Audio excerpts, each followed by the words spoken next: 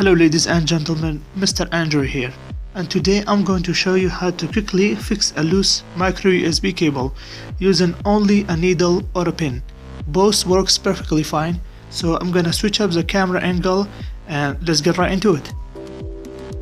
You take the sharp end of the needle, pushing gently towards the end of the pins as you can see in the video. Then you pull back, making the pins rise up. You can hold it there for 7 seconds for each of the pins for better result. And that's about it. It should be working perfectly now. So let's try it out together. And it works great. And that's it for today's video.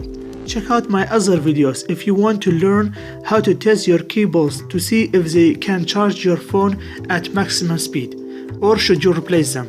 Anyways guys, thanks for watching, like and subscribe, and see you on the next video.